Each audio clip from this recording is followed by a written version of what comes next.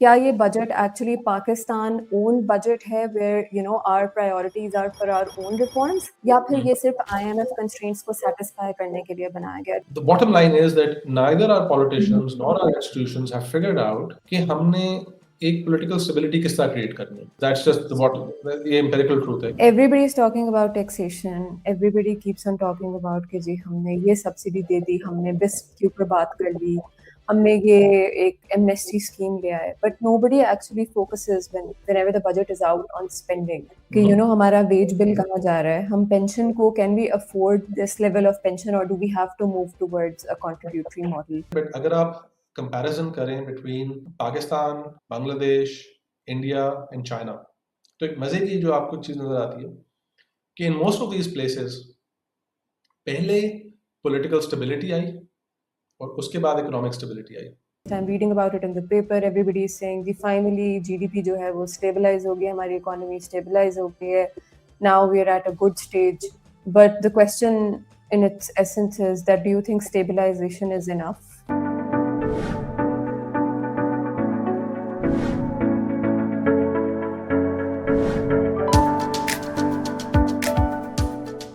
Hi, assalamu alaikum everyone. Welcome to Perspectives by Impetus, and we're doing a round of budget analysis and discussions. और आज मेरे साथ मौजूद है अली हसनैन साहब. He is an associate professor at LUMS. Everyone looks up to him when it comes to policy and reform in Pakistan because he is not only acclaimed in Pakistan, but he has been featured on Huffington Post, The Guardian, World Bank Group, and he has been one of my teachers as well. So I'm pretty nervous interviewing my own teacher here. So let's welcome Ali Hassan Saab. Thank you so much, sir, for taking out the time. Assalamu alaikum, and thank you for that very kind introduction. I won't live up to it, but I'll give it a shot. As you know, this is like a very sort of succinct sort of a budget roundup, so I won't take up a lot of your time. I already have a set of questions, and I'll just pull them up on the screen. And I wanted to start with this question. और ये एक बड़ा genuine सा सवाल है. I think इसके ऊपर बहुत बात होती है और ये अवाम का भी सवाल है कि क्या ये budget actually Pakistan own budget है where our priorities are for our own reforms, या फिर ये सिर्फ आईएमएफ कंस्ट्रेंट्स को सेटिस्फाई करने के लिए बनाया गया? This is one question everybody asks and I really want you to give an honest response to this. देखिए, दिस इज समथिंग जो आपके हर टीवी चैनल पे हर एंकर भी बोलता है और हर पॉलिटिशियन इसको कहता है कि जी आईएमएफ ने हमसे कहा था ये. Even the prime minister, I have sat in on meetings where the prime minister said जी आईएमएफ ने हमसे ये करवाया. इनफैक्ट वो पब्लिकली अक्सर not just one prime minister but multiple वो यही कहते हैं. The previous prime minister used to say it, the current prime minister says it, the one before that used to say it. और ये सब मेरे नजदीक गलत बात है. इसलिए गलत बात है कि आप थोड़ा सा step back and just think IMF क्या चीज़ है. आईएमएफ आपको कहता है कि आप आईएमएफ के पास इन द फर्स्ट प्लेस जाते क्यों हैं? क्योंकि आपने खर्चा ज़्यादा किया और टैक्स कलेक्ट कम किया. सो आप एक लॉस में जा रहे थे और आपके पास पैसे नहीं हैं खर्चे पूरे करने के लिए. अगर आप किसी से जाके बाहर से कर्जा नहीं लेंगे तो आपकी गवर्नमेंट बंद हो जाएगी. आप लोगों को आप 3 to 4 मिलियन लोग गवर्नमेंट एम्प्लॉयज़ हैं, उनको आप पे नहीं कर सकेंगे. जो गवर्नमेंट का इंफ्रास्ट्रक्चर है उसके ऊपर आप बिजली नहीं पैदा कर सकेंगे. And all of those things, right? So you will default. तो फिर आप जाते हैं डिफरेंट, नॉट जस्ट आईएमएफ, लेकिन डिफरेंट लेंडर्स के पास जाते हैं, उनसे कहते हैं प्लीज़ हमें पैसे दे. वो सब ये कहते हैं फाइन, आपको हम इस साल इतने पैसे देंगे और अगले साल या उससे अगले साल या उससे अगले साल आपने इतने सूद के साथ वापस करना है. So you pay back the principal and the interest, right? And हमारे पॉलिटिशियंस वेरी हैप्पीली, बिकॉज वो उस वक्त की प्रॉब्लम सॉल्व कर देता है, कहते हैं ग्रेट, थैंक यू. जो लेंडर है वो कहते हैं कि आपके लिए ज़रूरी है कि आप अपने फाइनेंसेस को अगले साल उस तरह ना चलाएं जिस सिचुएशन में आपने ये problem in the first place create की है. Okay, great, make sense. तो वो किस तरह करना है? इसका मतलब है कि आप टैक्सेस ज़्यादा खर्च इकट्ठे करेंगे, एक्सपेंडिचर्स कम करेंगे. Make sense. होता ये है कि we say fine, then we act as if business as usual is there. हम 2-3 साल कंट्रैक्शनरी चलते हैं. जैसे ही हमें मौका मिलता है, जैसे ही कोई नया कोई स्टेक होल्डर आ जाता है, कोई जियोपॉलिटिकली हमें कोई कर्जा दे देता है, China launches CPEC, whatever the situation is, जहां से पैसे आते हैं हम उसको खर्च देते हैं. And then we go back into the IMF again. This cycle has been continuing continuously since Ayub Khan. Yes.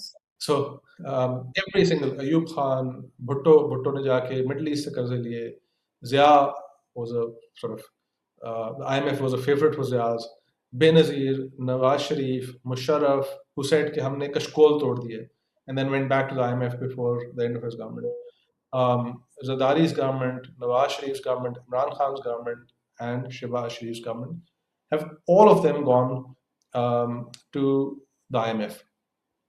IMF की एंड के ऊपर जो जाती है वो ये है कि जब आपको पता है कि एक मुल्क ने अपना सिस्टम नहीं ठीक करना, तो you shouldn't be lending to them. The IMF's purpose as an institution is supposed to be that जब कोई acute crisis में है तो उसको उन्होंने हेल्प करनी है.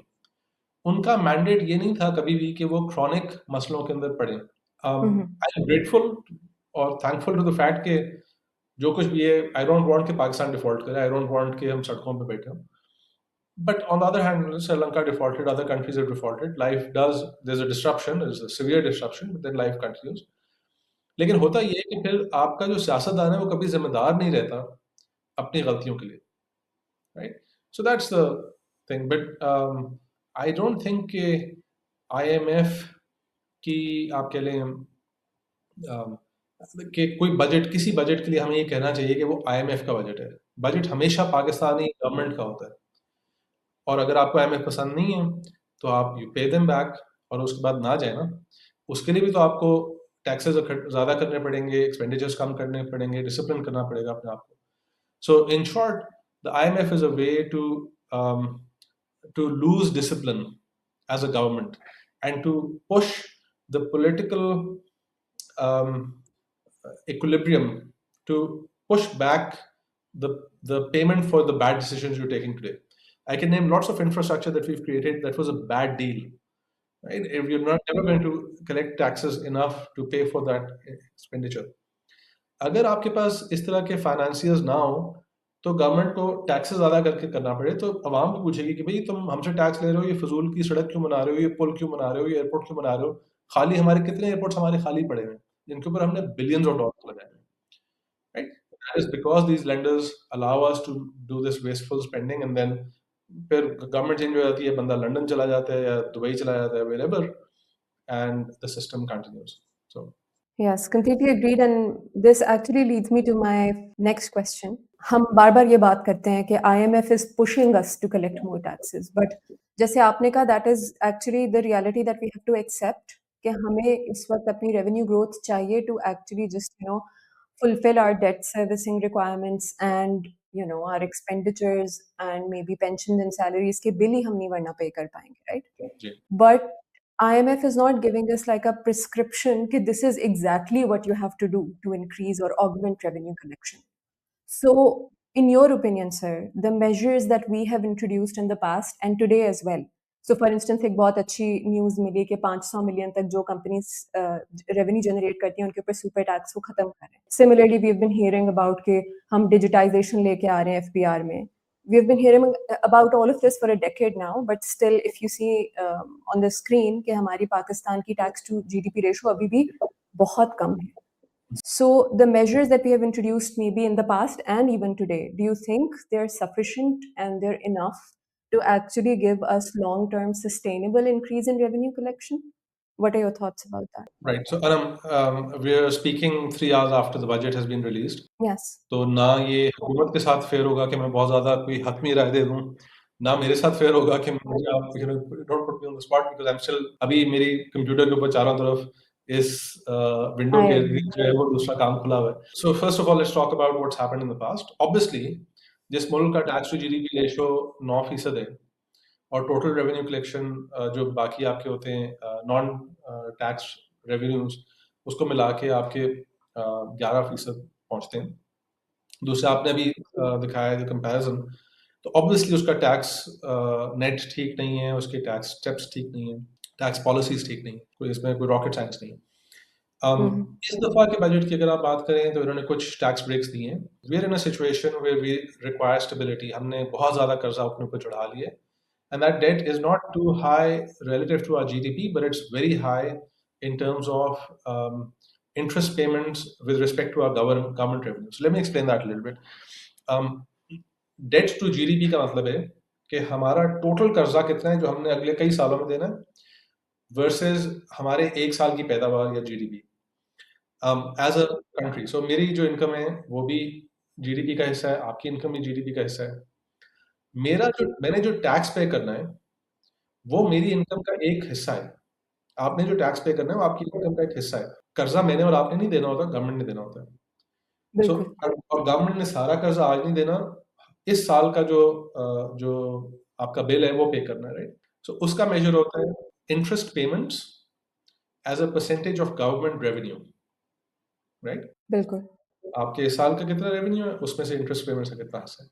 That is a huge problem for this country. It's something like 65-70%, right? The problem with that is कि आपका बचता क्या है? उसके बाद आपने डिफेंस की पेमेंट करनी है, उसके बाद आपकी जो पक्की नौकरी वाले जितने आपके एम्प्लॉयज हैं उनकी सैलरीज जानी है। What are you left with? You're not left. In fact, after debt and defense, you have nothing left. But you already have promised the provinces that you'll pay them a certain amount. Yes, And if you look at the history of where our debt crisis started to worsen, it was around the time of the 18th Amendment. So the 18th Amendment has become very controversial, and it's got both its proponents and its opponents. And I think in some ways both are wrong. Because जो proponents हैं वो rightly ये कहते हैं कि आपको अपने मुल्क में डिसेंट्रलाइजेशन की जरूरत है। That I absolutely agree with. उसके अंदर दो मसले हैं। एक मसला ये है कि आपका सूबा जो है वो इतना ज्यादा सेंट्रलाइज्ड है, राइट? सो अगर डिसेंट्रलाइजेशन इंपॉर्टेंट है और आप 18वीं तरमीम के ऊपर बड़ा ये कह रहे हैं कि it's important that you decentralize, you don't want to have too much concentration in Islamabad, then you also don't want too much concentration in Lahore, Karachi, Peshawar and Quetta. You want के पूरे सूबे के अंदर पैसा distribute हो। Just to give you the example of Punjab, Lahore जिला जो है हमारा जो डिस्ट्रिक्ट है, इसके जी, अंदर per capita spend is something like 2.5 to 3 times as much as for the have not districts of Punjab. हुँ, तो अगर 18th अमेंडमेंट की लॉजिक इतनी ठीक थी, तो 18th अमेंडमेंट की 19th अमेंडमेंट या whatever should have been the same concept applied between Lahore and the rest of the districts and between yes, Karachi and the rest of the districts. वो आपने नहीं किया। अच्छा, सो एक तो ये प्रॉब्लम है। दूसरी प्रॉब्लम 18th अमेंडमेंट की ये है कि you have disconnected the calculation of responsibility and power. जो स्पाइडरमैन में था ना, great with great power comes great responsibility, that's very yes, practical and simple concept that doesn't apply in Pakistan. With great power doesn't come great responsibility in any facet of the country's governance. So what happens is कि आपने कहा कि आपके पास एक पैसा, आपको हमने guarantee कर दी इतने पैसे तो सूबे के पास आएंगे आएंगे, लेकिन सूबे की अपनी कलेक्शन जो है वो कहता है अच्छा हम क्यों कलेक्ट करें जब पैसा आ रहा है फेडरेशन से। I have been on these committees where they decide कि हमने टैक्स कलेक्शन किस तरह करनी है, और पॉलिटिशियन वहाँ इतने बेजार बैठे होते हैं, it's the last thing they want to do. Because जो पता है कि पैसा एक सर्टेन अमाउंट का आएगा, और आपको पता है कि वो सेंट्रलाइज भी है पंजाब में, सॉरी लाहौर में, तो मैं अपने डिस्ट्रिक्ट के वोटर को ज़्यादा टैक्स करके सियासी तौर पे क्या हासिल करूँगा? कुछ भी नहीं।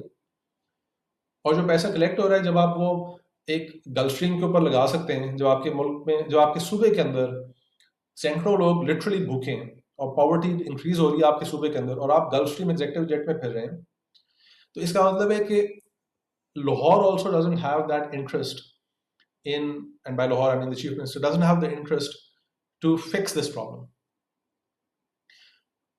अब आप फेडरल लेवल पे जाएं, और ये फिर अब ज़्यादा एक पॉलिटिकल बात हो जाती है, बट अगर आप कंपैरिजन करें between Pakistan, Bangladesh, India and China, तो एक मज़े की जो आपको चीज़ नज़र आती है कि in most of these places पहले पॉलिटिकल स्टेबिलिटी आई और उसके बाद इकोनॉमिक स्टेबिलिटी आई। जब आपकी गवर्नमेंट 5 साल है और उसके बाद एक सिस्टमैटिक तरीका है जिससे वो अगली हुकूमत पे जाएगा, तो इसका मतलब ये है you relax and you thinking अच्छा अब क्या करना है, राइट? अगर हमने कोई गलत फैसले किए तो उसका भी असर हमारे सियासी कैलकुलस पे निकलेगा। So um, in all um, of these places the IMF programs reduced after political stability. अब पाकिस्तान के अंदर, एज एवरीवन नोज, एक गवर्नमेंट की एवरेज लाइफ 2 साल होती है, और अगर 2 साल यस, नहीं होती तो उस पे एस्टेरिस्क लिखा होता है कि ये हम अपने रूटीन के कॉन्स्टिट्यूशनल सिस्टम से कुछ हमने या कोई एक्सेप्शन बना लिए, कोई नया कानून ले आए हैं, और ये चलता है।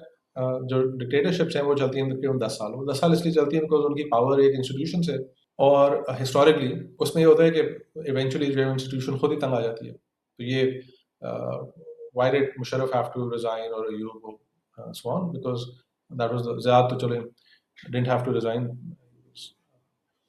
तो the bottom line is that neither our politicians nor our institutions have figured out कि हमने एक political stability किस तरह create करनी है, right?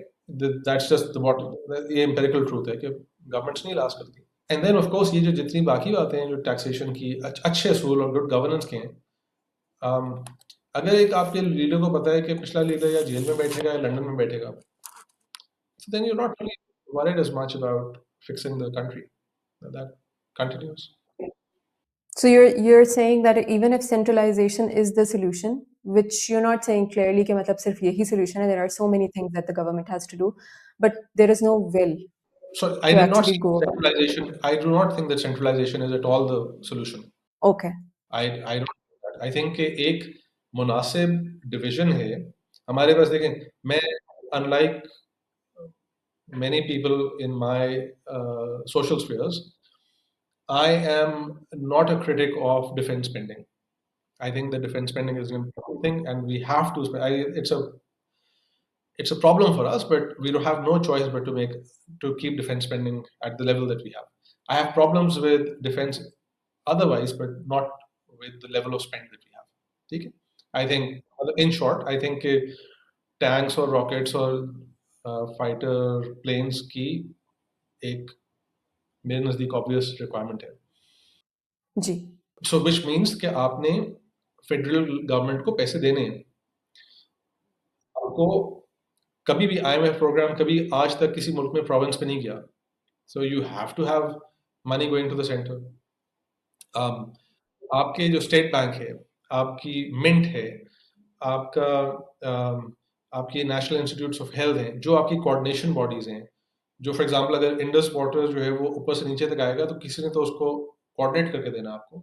आपकी एम्बेसीज हैं, वो सारा पैराफर्नेलिया एक फेडरल गवर्नमेंट की जिम्मेदारी पूरी दुनिया में होती है, और हर दुनिया का मुल्क जो है वो एक हिस्सा फेडरेशन के लिए रखता है और उसके बाद तकसीम करता है दूसरों को। नाउ जो आप बाकी सूबों को जो पैसा देते हैं, एक तो कुछ प्रोविंशियल, एक तो कुछ फेडरल लेवल से आता है, दूसरा आप उनको इजाजत देते हैं और उनको जिम्मेदारी ना सिर्फ पेपर पर बट इन प्रैक्टिस देते हैं कि अपना कमाओ और अपना खाओ, या अपना कलेक्ट करो और अपना खाओ। So for example, I am a big sort of fan of how China dealt with this in the 1980s और 1970s।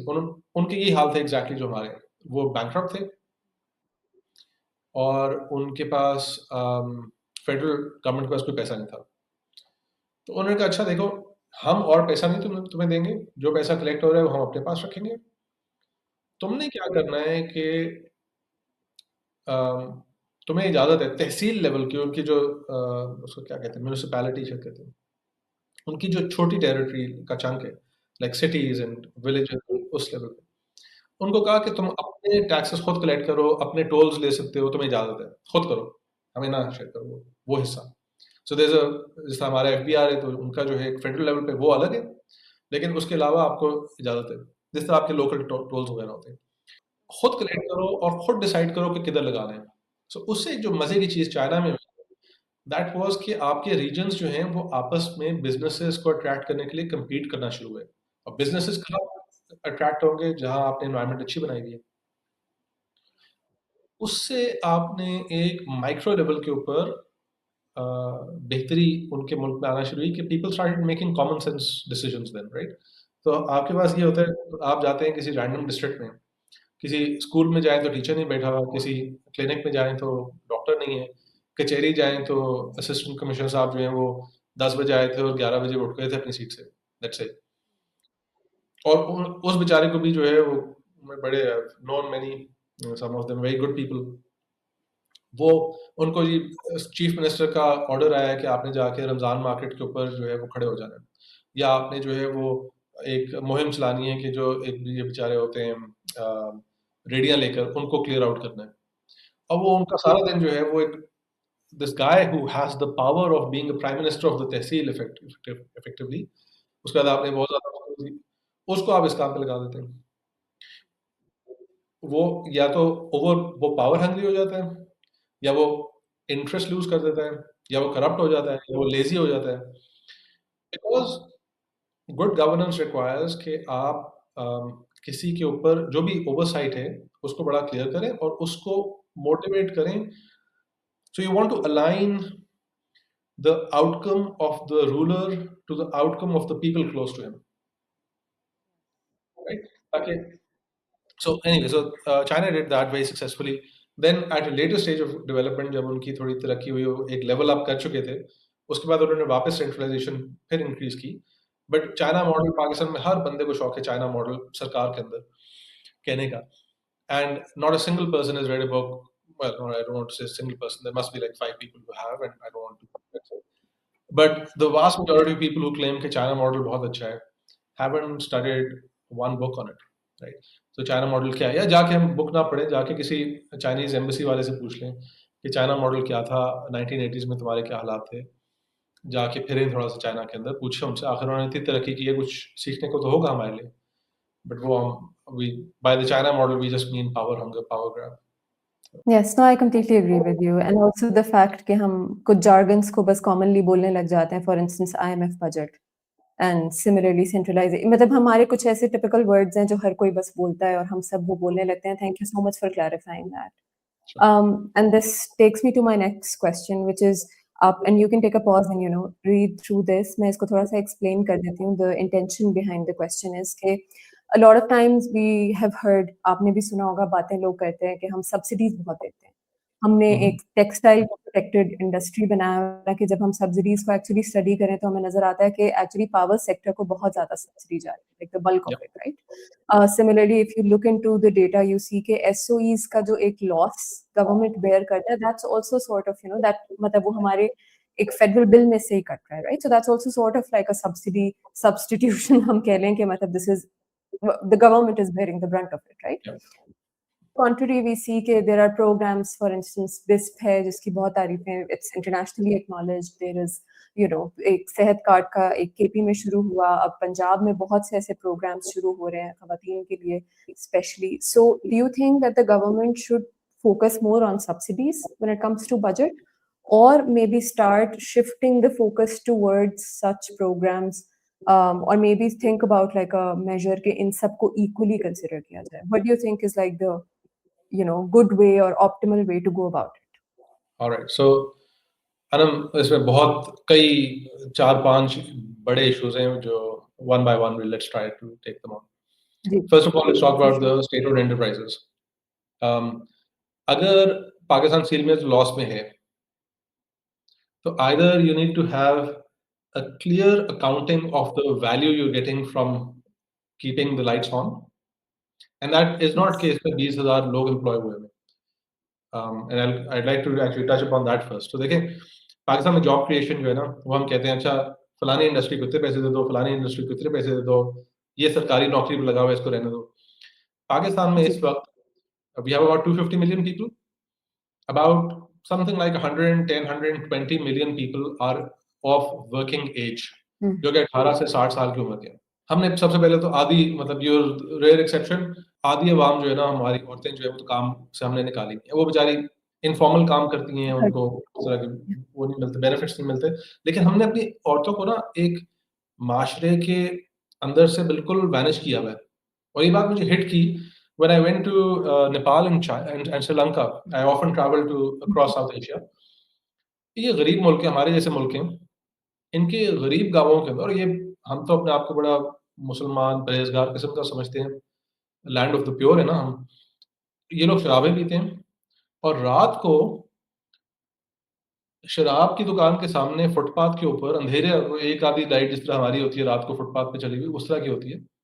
जवान लड़कियाँ can walk on the footpath.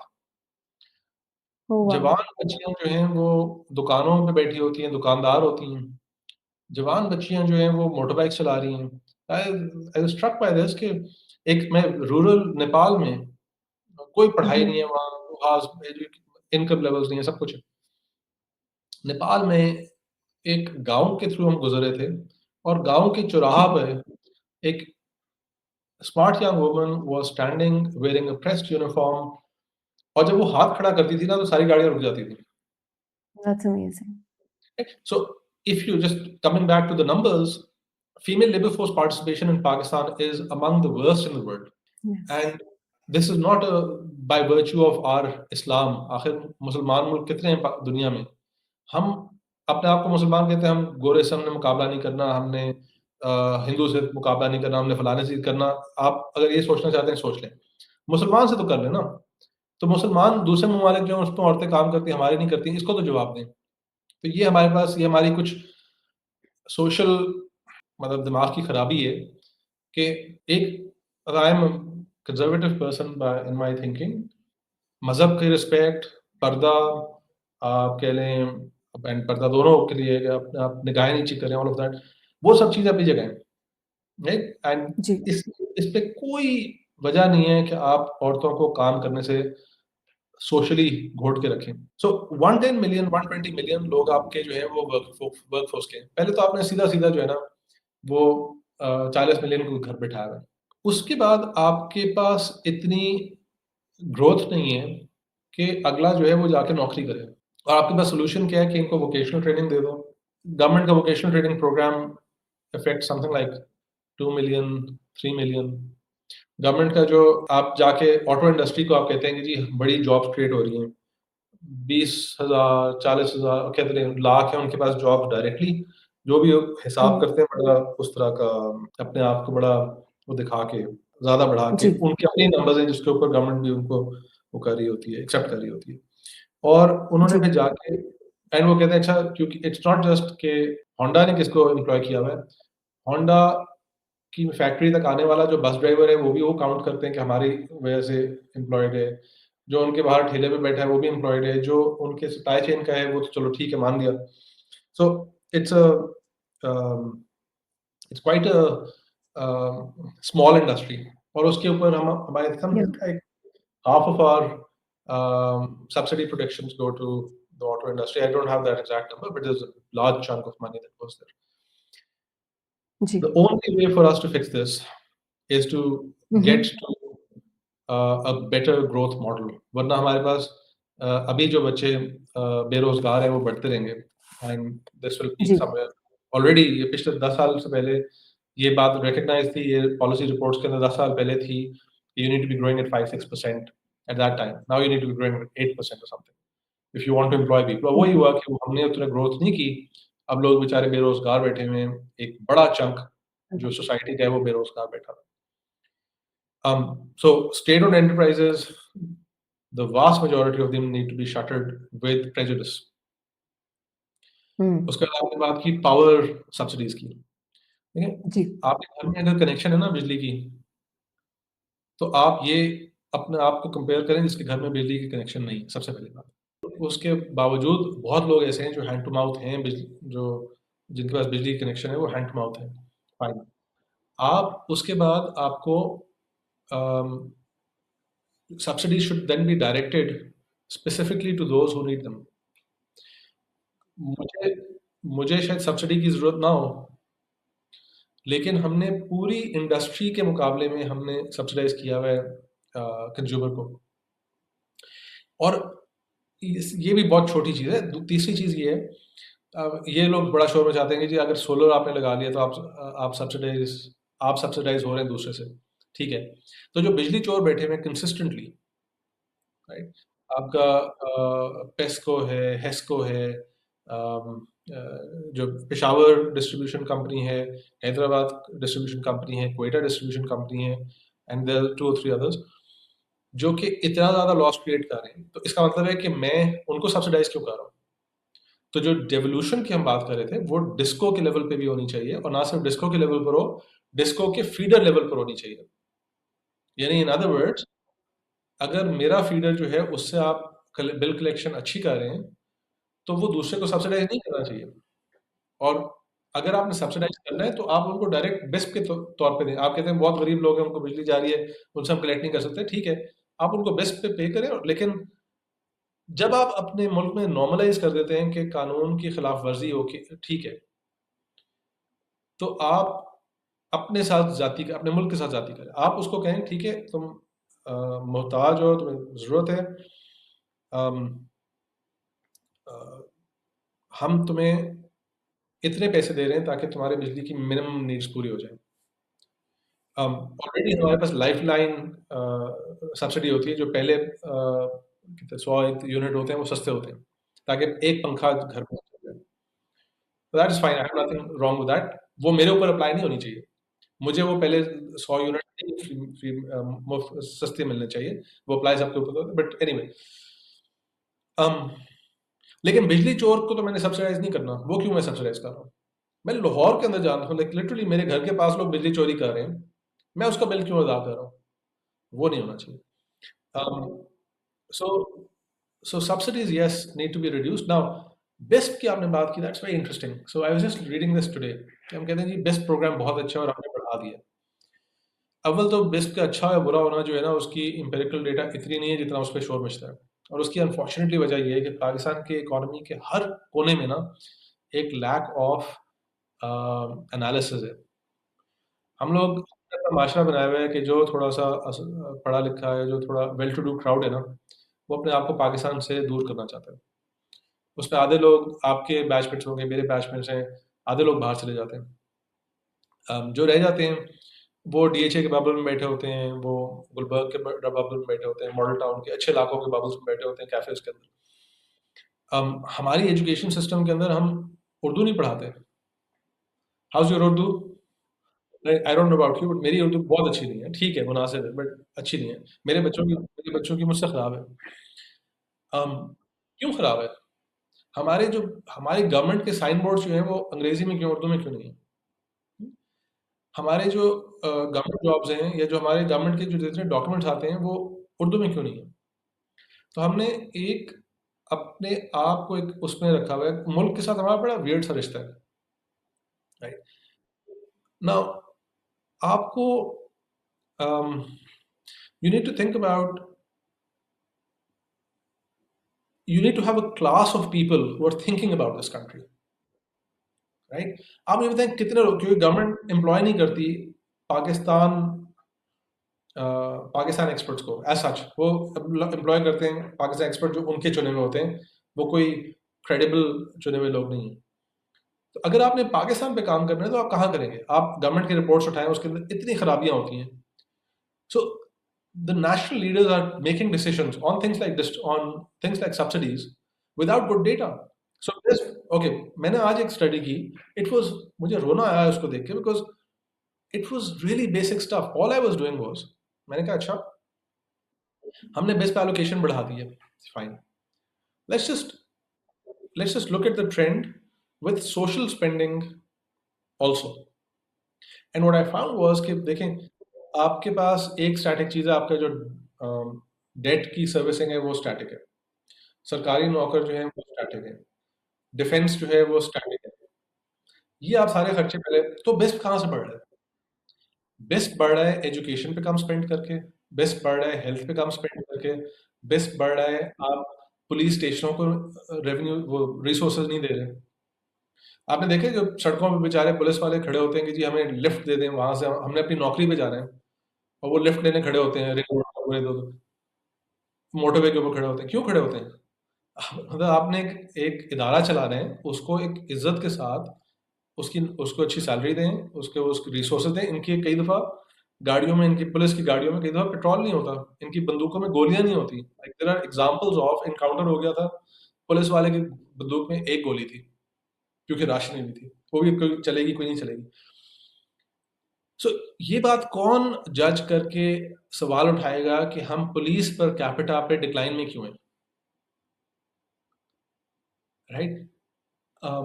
So absolutely we need to think about those subsidies, but there's much more to it, like I said. Yes, yes, completely agreed. Thank you so much for that, and do share that study if you get the time. I would to go through that. I won't waste your time, and आपका बहुत time ले लिया है। Next something that is again एक jargon है जिसके ऊपर पिछले पूरे आई थिंक साल से गवर्नमेंट खुद भी बात कर रही है और एक्सपर्ट्स भी बात कर रहे हैं। To be honest, I am reading about it in the paper, everybody is saying जी फाइनली जीडीपी जो है वो स्टेबलाइज हो गई है, हमारी इकोनॉमी स्टेबलाइज हो गई है, now we are at a good stage. But the question in its essence is that do you think stabilization is enough for us at this particular moment, or do you think that we're not going still in the right direction? अभी भी हम उसी direction में तो नहीं जा रहे जिसमें मे बी अगर ग्रोथ आते ही फिर हम दोबारा क्राइसिस में चले जाएंगे। देखिए, What are your thoughts? Stability तो एक एब्सोल्यूट रिक्वायरमेंट है। स्टेबिलिटी के जी, बगैर या आप डिफ़ॉल्ट करेंगे या आप डिफ़ॉल्ट की तरफ जाएँगे। ठीक है? बिल्कुल। There is no two ways about it. मैंने आपको इस तरह कहा ना कि पहले हम ग्रोथ पे किस तरह जाते हैं, हम कोई चीज़ें ठीक नहीं करते। हमने स्टेट ओन्ड एंटरप्राइज़ेज़ बंद नहीं की, हमने बिजली चोर को रोका नहीं, हमने टैक्स चोरी को रोका नहीं, हमने फिस्कल फेडरलिज़्म के ऊपर नहीं गए। हमने अपने एसी की जॉब रिक्वायरमेंट बेहतर नहीं की, हमने अपने स्कूल टीचर को नहीं पूछा, हमने अपने यूनिवर्सिटी टीचर को नहीं पूछा। You know that higher education commission के जो प्रोफ़ेसर्स हैं, उनके 5 साल से जी। नॉमिनल टर्म्स में सैलरीज़ फ्रीज़ की हुई थी। कैन यू इमेजिन कि ओह! 2021 की जो ओह! सैलरी थी, उसके ऊपर उनको एक इंक्रीमेंट नहीं मिला 5 साल, यूनिवर्सिटी प्रोफ़ेसर्स को। कोई दैट्स आप टेरिबल। आपका कोई अच्छा पढ़ने-लिखने वाला बच्चा जो कि मुल्क दोस्त किस्म का बच्चा है, वो जाके पीएचडी करके आता है। वो कहता है मैं आके अपने मुल्क में as a professor public university में पढ़ाऊँगा, अपने लोगों को पढ़ाऊँगा। आप उसको 5 साल इस महँगाई के अंदर आप उसकी सैलरी फ्रीज़ कर देते हैं। उसको आपने हुँ, कहाँ का हुँ। छोड़ा है, राइट? सो हमारा it's not just about stability, it's about हमारा पूरा मॉडल अय्यूब से ऑनवर्ड्स ये है कि जब अमेरिका ने, चाइना ने पैसे दे दिए या सऊदी ने पैसे दे दिए, तो हमने उसको खर्च दिया, चीज़ें ठीक नहीं की। जब खत्म हो गए तो हम स्टेबलाइज़ेशन में गए। जो हुँ, हुँ। स्टेबलाइज़ेशन के अंदर हम अभी हैं, ये स्टेबलाइज़ेशन कम से कम पाकिस्तान की तारीख़ में 5-6 दफ़ा पहले हो चुकी है। जी, क्या हासिल होता है? अगर आप अगर आपने जो प्राइवेटाइज़ेशन करनी है वो नहीं करेंगे, जो ये जितनी लिस्ट ऑफ चीज़ें हैं वो नहीं करेंगे, तो स्टेबलाइज़ेशन का मतलब आपके पास कोई चॉइस नहीं है, आपने करनी है। लेकिन उससे जो एक जी, मुल्क के जो ख्वाहिशात हैं, जो रिक्वायरमेंट्स हैं, जो बेहतरी की तरफ का सफ़र है, वो स्टेबलाइज़ेशन से नहीं होता। सो दैट्स बट बाकी वो जो आपने लिखा हुआ था सब सब चीज़ें सही हैं। हमें एक्सपोर्ट्स बढ़ाने हैं, हमें कंज़म्पशन मॉडल से काम करना है। आई don't know if you have this but savings rate in Pakistan और इन्वेस्टमेंट्स रेट इन पाकिस्तान पूरे एशिया का सबसे कम इन्वेस्टमेंट रेट है पाकिस्तान में। बिल्कुल हमारे ऐसे मुल्क है। में 6% डोमेस्टिक सेविंग्स है और 14% रेमिटेंसेस को मिला के बनता है। हुँ, हुँ। अफ्रीका सब सब सहारन अफ्रीका के लेवल की हमारी सेविंग्स है, राइट? सो जी, then prime minister should not be able to sleep at night. उसकी नींद हराम होनी चाहिए इस बात पर कि यार मेरे मुल्क में ये क्यों हो रहा है? Army chief should not be able to sleep at night. भाई क्या करना है? इसका कोई हल निकालना है। हुँ, ये हुँ। हल छोड़ें, ना इस प्रॉब्लम को कोई रिकॉग्नाइज़ करता है, ना इसके पास ना किसी ने कभी आज तक एक स्टडी कराई है, ना कोई पॉलिसी इकदामात। ये तो लिस्ट आपके पास है ना कि अच्छा चलो हमें एक्सपोर्ट्स बढ़ाने हैं, तो ये तो पता है कि एक्सपोर्ट्स बढ़ाने हैं, कैसे बढ़ाने नहीं पता बट एक्सपोर्ट बढ़ाने हैं, फाइन। हुँ, हुँ। सेविंग्स के इन्वेस्टमेंट्स कैसे बढ़ानी है, तो कोई इसके ऊपर कोई प्रॉपर पॉलिसी का काम नहीं है। And it goes back to the thing I said कि कोई या पाकिस्तान में इदारे नहीं है जो पाकिस्तान के ऊपर प्रॉपर रिसर्च और स्टडी कर रहे हो। बिकॉज़ गवर्नमेंट जिसका काम है, उसके पास वो कॉम्पिटेंस नहीं है, उसके पास वो इंटरेस्ट नहीं है। That's another problem. Yes, you need all everything जितनी आपने चीज़ें लिखी हुई हैं, सब ठीक है। जी, लेकिन इन सब चीज़ों से पहले आपको एक पॉलिटिकल इक्विलिब्रियम रीसेट करना है। बिकॉज़ जब तक जी। पॉलिटिकल बाय-इन नहीं है बड़े लेवल पर, and hmm, hmm. I don't mean कि आप किसी मिनिस्टर से कुछ रिफॉर्म कन्विंस करके कोई special adviser to the prime minister है, कोई फाइनेंस मिनिस्टर से बहुत ऊपर की गेम है। You need to get political buy-in from with big political parties and with institutions, sit down and think ये क्यों होता है और हम इसको हुँ, हुँ। रीडिज़ाइन कैसे करेंगे ताकि हमारे बाद में आने वाले वो ना कर सकें जो हमारे से पीछे वालों ने किया। वो जो भी किया, वो आप खुद उसको fill in the blanks for everyone, and I'm not trying to point to any one person or institution. Ji, That type of resetting is not really at hand right now, so which is why business as usual चल रहा है। हुँ, हुँ। IMF eight one point ये जो 2023 का moment है, IMF ने बिल्कुल पैसे रोक दिए थे। आप डिफ़ॉल्ट में पहुँच गए थे। IMF ने उस समर में टैप को फिर से खोला, आप स्टेबलाइजेशन की तरफ आना शुरू हो गए। No, I completely agree with you. And the fact that, for instance, I look up to a few analysts and, economists, जैसे एक I think अहमद जमाल पीरज़ादा साहब हैं, जो कि ट्विटर पे काफ़ी अपनी रिसर्च शेयर करते रहते हैं। I look up to him, I read the papers that he has been sharing, वो प्रोडक्टिविटी के ऊपर काफ़ी बात करते हैं। बट बस मुझे लगता है कि इस लिटरेचर की बट कोई वो नज़र नहीं आती, प्रोपेगेशन भी नज़र नहीं आती, कोई कोई किसी को मैं कोट करते हुए भी नहीं देखती कि specially human capital, productivity in सब के ऊपर क्या बातें हो रही हैं, क्या पॉलिसी डिसीजंस हैं। So I completely agree with each and every word that you have said. First of all, yes, Ahmed Jamal is one of the best economists that Pakistan is lucky to have, and very fond of him. He's a good friend. लेकिन और वो देखिए, मेरे बच्चे जहाँ परेशान होते हैं, वो कहते हैं, यार आप क्यों कहते हैं, आपकी कोई सुनता नहीं है, तो आप क्यों पढ़ रहे हैं, आप तो रात के 12 बजे तक क्यों बैठ के काम कर रहे हैं? मैंने कहा, यार वो उनका मसला है कि उन्होंने अप्लाई करना है कि नहीं करना। मेरा मसला है कि हुँ, मैं अपना हक अदा करके जाऊँ। जो अहमद फराज का वो है ना कि उसकी वो जाने उसे पास वफ़ा था कि ना था, तुम फराज अपनी तरफ से तो निभाते जाते। तो हमारा काम है, हर शख्स का काम है कि वो खुद, और इन्होंने बाय द वे ये शेर हुकूमत के ही रेफ़रेंस से लिखा था। लिखा वो था। कहते हैं कि जी। सो मेरा काम है कि मैं अपना काम, अपना हक अदा करूँ, अपना फ़र्ज़ अदा करूँ। और अगर आप तारीख़ पढ़ें ना, I am very fond of early American history also, and a little bit about the Magna carta movement in the UK. So the Magna carta movement, जो कि डेमोक्रेसी की ब्रिटेन में फाउंडेशन थी, हुँ, हुँ। वो ऐसी नहीं थी कि वो एक दिन में हो गई। उसके अंदर उन्होंने इनोसेंट लोगों को अ, भेज दिया, किसी कासल के अंदर बंद कर दिया, वो वहीं मर गया। किसी को टॉर्चर करके मारा, कुछ-कुछ इस तरह की चीज़ें हुईं। फिर उन्होंने जाके जो है वो एक वो बनाया, एक प्रेशर बनाया कि हम ये मैग्ना कार्टा साइन करवाएँगे। वो साइन हुआ, उसके 2 साल या 3 साल बाद उसको रिवर्स कर दिया गया। तो ठीक है, इस तरह आप यूएस में आ जाएँ 1776 में फाउंडिंग फादर्स, उससे पहले वो अ दे वर इन दैट टर्मोइल, ब्लास्फेमी के ऊपर लोगों को मार दिया जाता था। प्रेसिडेंट ऑफ द यूएस के ऊपर कितने अटैक्स हुए, वो कभी छुप के अपना भेस बदल के फिर रहा है। तो हुँ, या फॉर दैट मैटर इनकी सफ्रेज मूवमेंट कर लें, इनकी एंड ऑफ स्लेवरी देख लें। इन सब चीज़ों के अंदर इनके शुहदा हैं, right? They have suffered, they have paid with blood for their country. Yes. Oxford university के अंदर, जब ऑक्सफोर्ड बिल्कुल एक छोटी-सी यूनिवर्सिटी थी, तो वहाँ से जो उनके इलाके के लोग थे, उन्होंने कहा कि ये पता नहीं क्या फ़िज़ूल बातें कर रहे हैं, तो उन्होंने इनको मारना शुरू किया।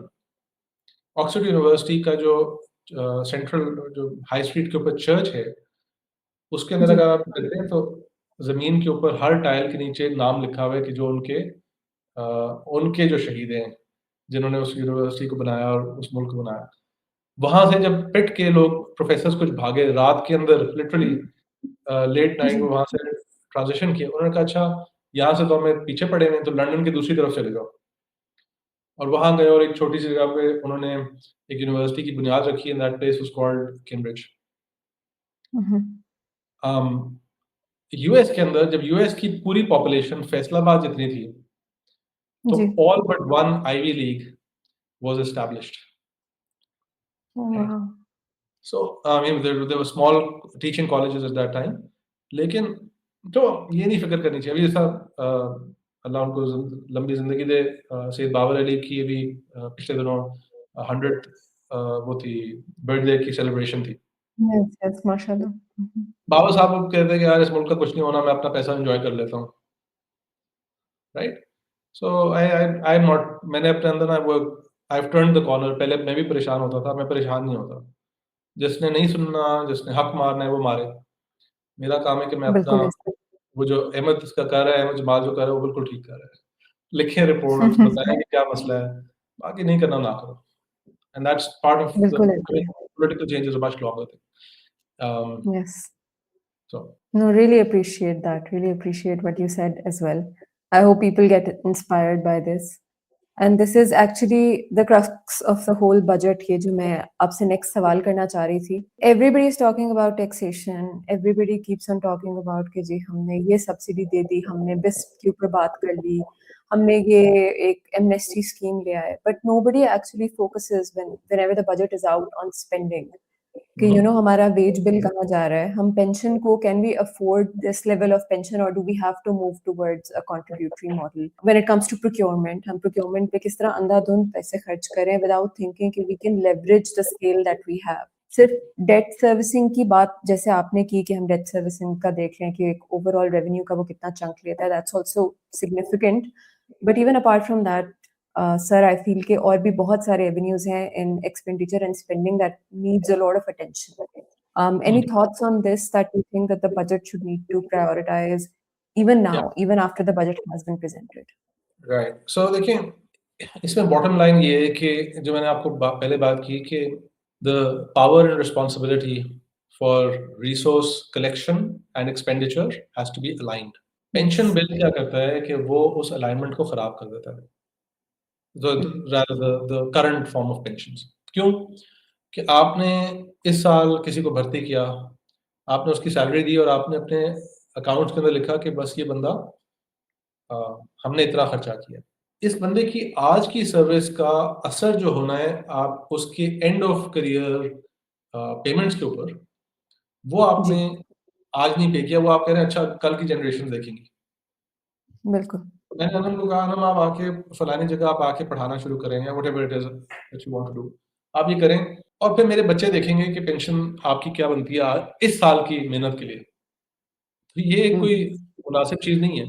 आप एक बहुत क्राइसिस में 2-4 साल के लिए कर लें, that's one thing, but consistently doing this, so your budgeting is not good unless pensions are on a contributory model. अगर आप किसी को किसी भी ऑफिशियल को रिटायरमेंट के ऊपर एक पैकेज दे रहे हैं, उसको प्लॉट दे रहे हैं, हुँ, उसको um, stocks whatever it is that you can, वो जितना ज़्यादा आप मॉनेटरी टर्म्स में कैलकुलेट करके बजट में डालेंगे, उतनी आपकी बजट प्लानिंग के अंदर आप ट्रेड ऑफ्स देख सकते हैं।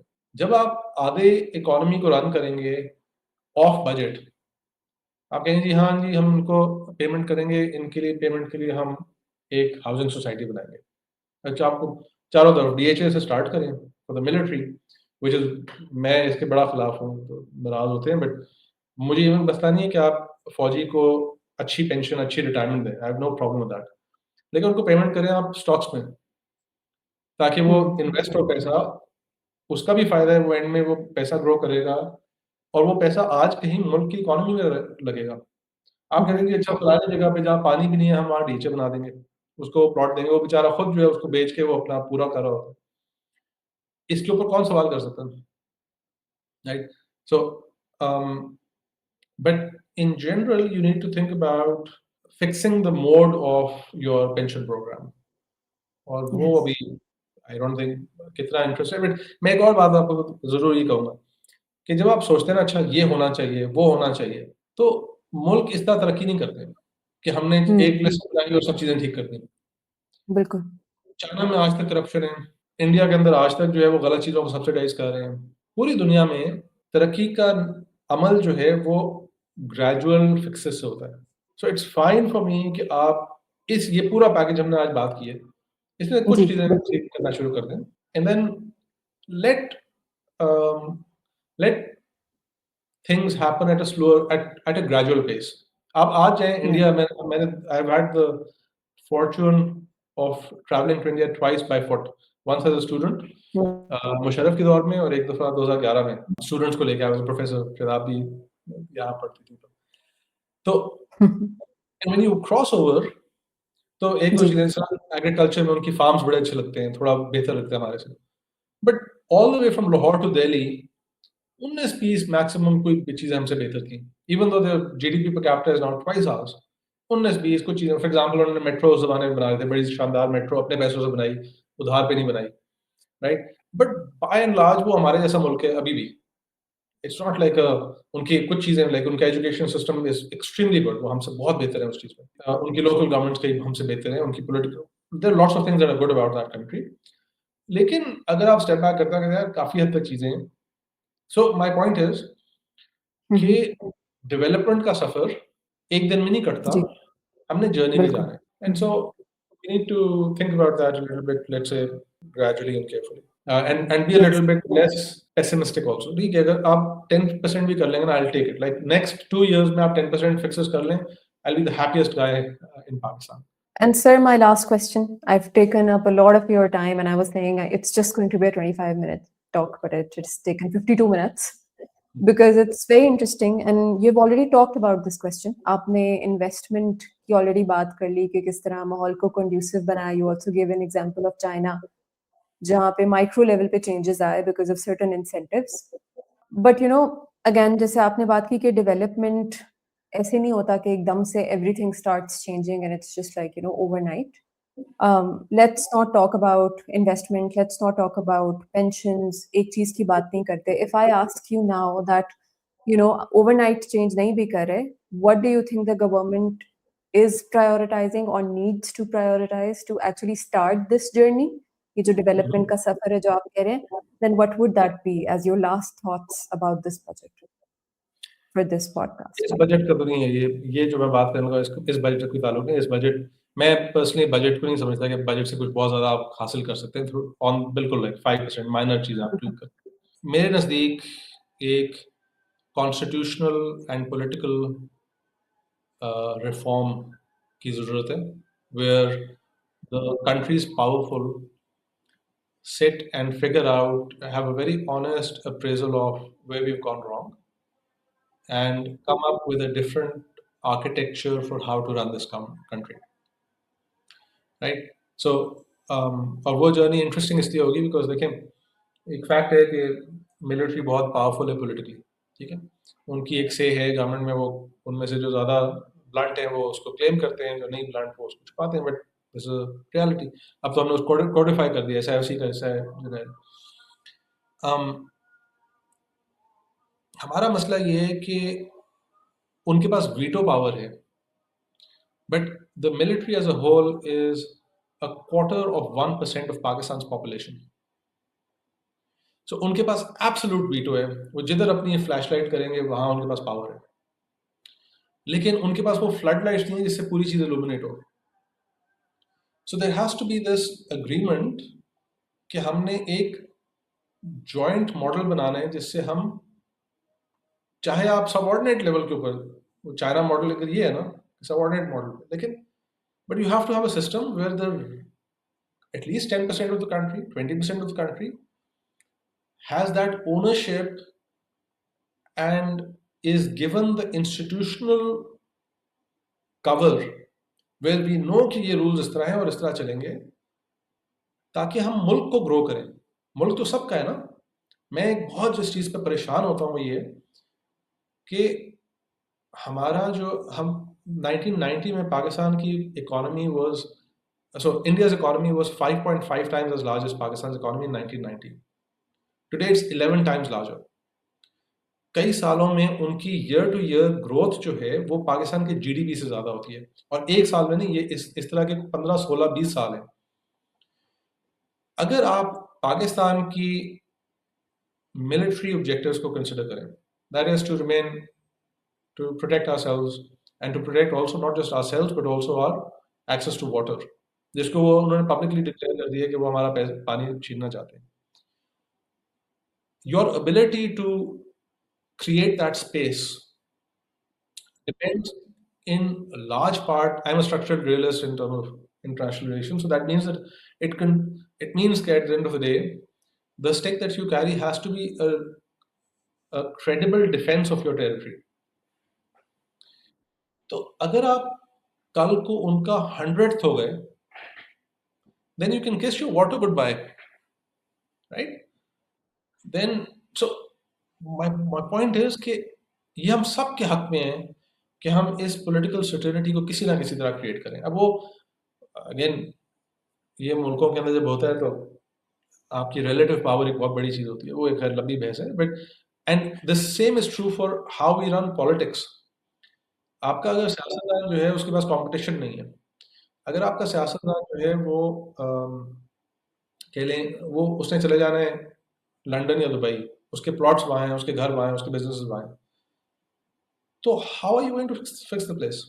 सो इकोनॉमी बाद की बात है, पहले आप अपने मुल्क को चलाना सीखें, कि मतलब चलाना सीखें नहीं, that's the wrong term, it's not कि आपने कोई लेसन्स लर्न करने, आप थोड़ा सा एक फ्रेमवर्क बनाएं कि अगले 20 साल हमें स्टेबल तरीके से पता हो कि किस सिस्टम के तहत आपने चलना है। लेकिन वो अगेन जो हम पहले बात कर रहे थे ना, उसमें ये है कि अगर आप पूरी दुनिया को देखें तो ज़्यादातर मुल्क अंडर डेवलप्ड होते हैं और वो decades and centuries underdeveloped रहते हैं। उसकी वजह ये है कि पॉलिटिक्स कोई आसान चीज़ नहीं है। अपनी पॉलिटिकल प्रॉब्लम्स को फिक्स करना कोई आसान चीज़ नहीं है।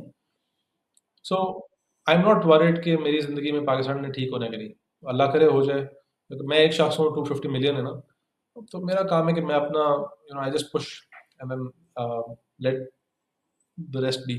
Sir, I'm pretty sure that a lot of students, like including myself, हम कई दफ़ा वो जो आपने बात किया ना, at the end of the conversation, I really wanted to ask this by the way कि मैं अपना हक अदा कर रहा हूँ, अब मुझे फ़र्क नहीं पड़ता कि if somebody is listening to me or not. How do you get that courage to, speak your mind, not think about कि हाँ कौन सुन रहा है, क्या नहीं सुन रहा? क्योंकि everybody gets either like फ़ायदा क्या है या फिर उन्हें डर भी लगता है।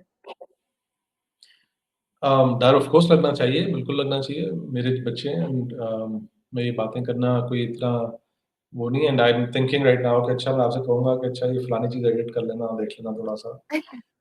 um, ये एक है चीज़ and I mean I like actually for you to do that pass because Pakistan मेरे दादा का, मेरे परदादा का, ठीक है इंडिया में थे लेकिन थे साउथ एशिया के मुसलमान थे, इधर रह रहे थे।